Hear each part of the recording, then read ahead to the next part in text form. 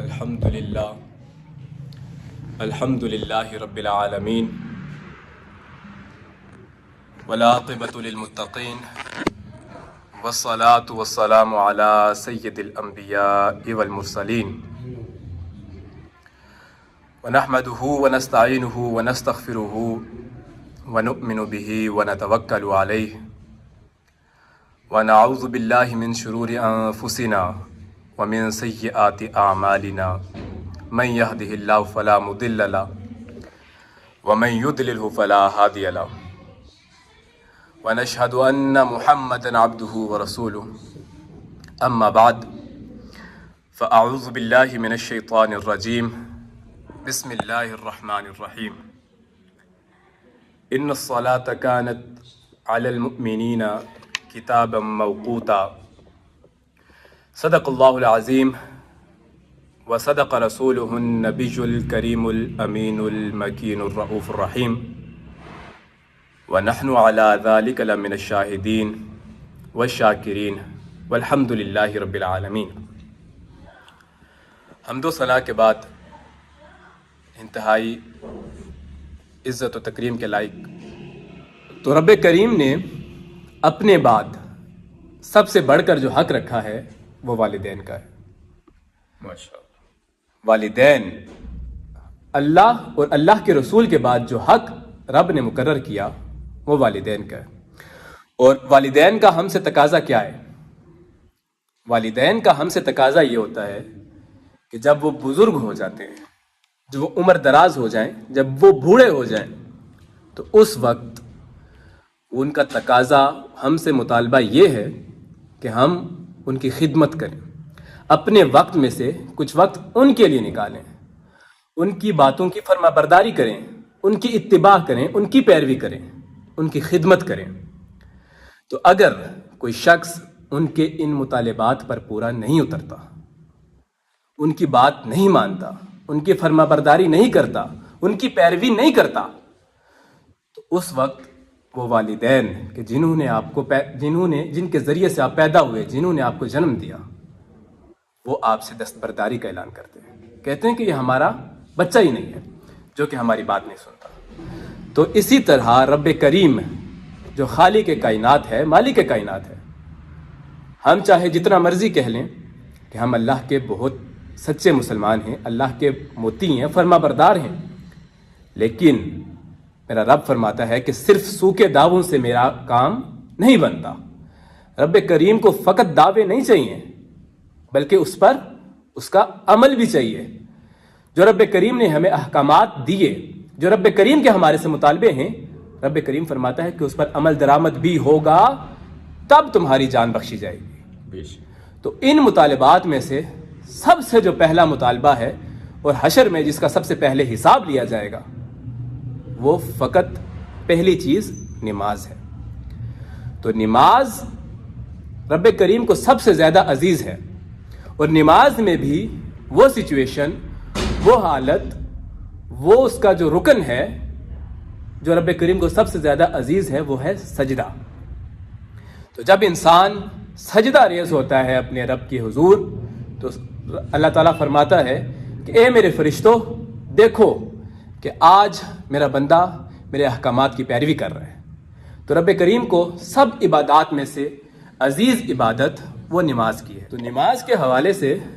کہ نماز کی اہمیت اور فرضیت، اس کا درجہ، اس کا مرتبہ، اس کا رتبہ کیا ہے، اس حوالہ سے دیکھیے گا کہ اللہ تعالیٰ نے جتنی بھی عبادات ہم پر فرض کی ہیں، تو ان کا جو قرآن پاک میں ذکر آیا، اس کی فرضیت کے لیے جو آیت نازل ہوئی، وہ فقط ایک مرتبہ ہے۔ اب رمضان کے روزے ہیں، تو ان میں آسان کام تو نہیں ہے۔ رمضان کے روزے صبح سے لے کر شام تک آپ نے بھوکا پیاسا رہنا ہے، اللہ کی عبادت کرنی ہے، پورا مہینہ اس عمل کو دہرانا ہے۔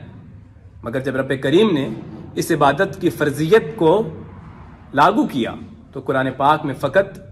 ایک آیت نازل فرمائی۔ آیات دو ہیں مگر ایک ہی جگہ پر ایک ہی آیت کو دو مقام پر ذکر فرمایا۔ اسی طرح حج، جب حج کی باری آئی تو رب کریم نے ایک آیت نازل فرمائی، کہ وَلِلَّهِ عَلَى النَّاسِ حِجُّ الْبَيْتَ مَنِ اسْتَطَاعَ إِلَيْهِ سَبِيلًا، کہ لوگوں پر فرض ہے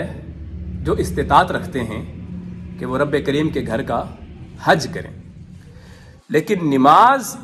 واحد ایسی عبادت ہے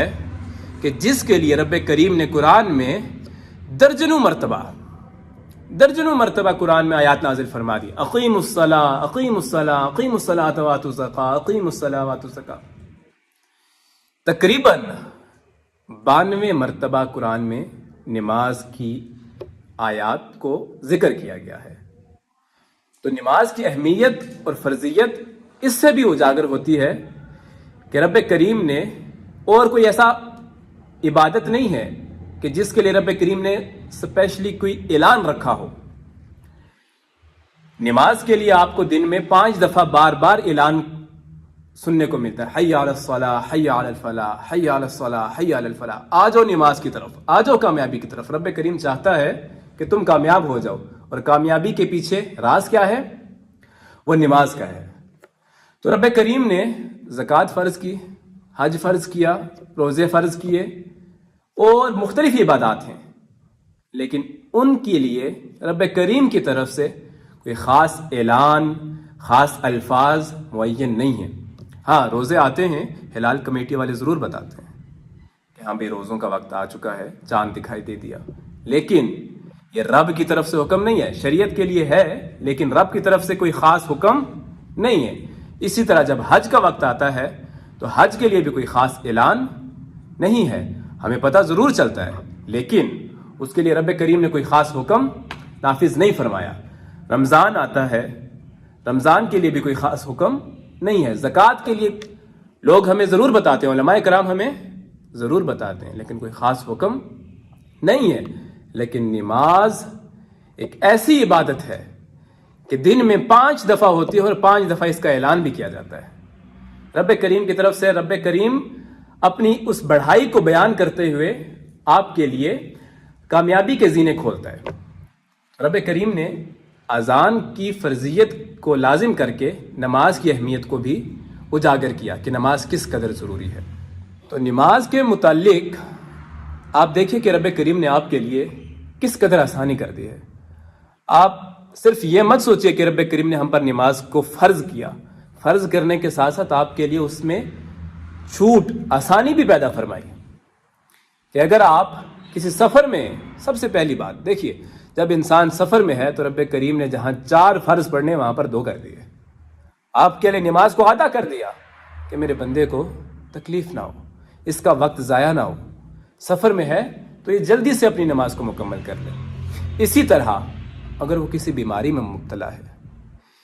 اس کو کوئی تکلیف ہے، تب بھی اس کے لیے نماز میں رخصت آ جاتی ہے، اس کو عذر ہے، معذور ہے وہ۔ اور اگر آپ بیماری میں آ گئے ہیں، آپ کھڑے نہیں ہو سکتے، رب کریم نے فرمایا اے میرے بندے تو بیٹھ کے نماز پڑھ۔ اگر آپ بیٹھ کے بھی نماز نہیں پڑھ سکتے تو میرے رب نے فرمایا کہ اے میرے بندے تو لیٹ کے نماز پڑھ لے۔ اور اگر لیٹنے کے بعد بھی آپ میں ہلنے کی ہمت نہیں ہے، آپ کے اندر وہ رکوع سجود کرنے کے لیے حرکت کرنے کی ہمت نہیں ہے، تو رب کریم نے فرمایا کہ تو اشاروں سے نماز ادا کر دے۔ لیکن نماز کسی صورت بھی معاف نہیں ہے۔ اگر نماز معاف ہوتی تو رب کریم سب سے پہلے جو سب سے مشکل وقت ہے وہ ہے جنگ کا وقت، تو رب کریم جنگ کے وقت میں نماز کو معاف کرتا، لیکن جنگ کے وقت پہ بھی نماز معاف نہیں ہے۔ تو نماز جنگ کی حالت میں بھی معاف نہیں ہے۔ مثال آپ کے سامنے ہے کہ امام علی مقام حضرت سیدنا حسین رضی اللہ تعالیٰ عنہ جنگ کا سامان ہے، کربلا میں جب وقت نماز کا ہوا تو آپ نے سب کچھ ترک کر دیا، آپ کی لاشیں موجود ہیں، آپ دکھ کی سما میں ہیں، آپ کے اوپر تیر برسائے جا رہے ہیں، آپ پر ظلم و جبر کیا جا رہا ہے، لیکن آپ ان سے کہتے ہیں کہ ہاں بھائی ذرا رکنا، میں اپنے رب کو حضور ذرا جھک لوں، اپنے رب کے حضور سجدہ کر لوں۔ تو سجدہ اس حالت میں بھی معاف نہیں تھا، اگر معاف ہوتا تو حضرت امام حسین پہ بھی تو کتنا مشکل وقت تھا، لیکن نماز کسی حالت میں معاف نہیں ہے۔ تو ضرورت ہے اس چیز کی کہ ہم نماز کی اہمیت کو سمجھیں، سمجھ کر اس پر پابندی کریں اس کی، تاکہ ہم کل قیامت کے روز اپنے رب کے حضور سرخرو ہو سکیں کہ ہم نے ہاں رب کریم تیری اطاعت کی ہے، تیری فرما برداری کی ہے۔ تو رب کریم سے دعا ہے، رب کریم ہم سب کو پنجگانہ نماز با جماعت پڑھنے کی توفیق عطا فرمائے،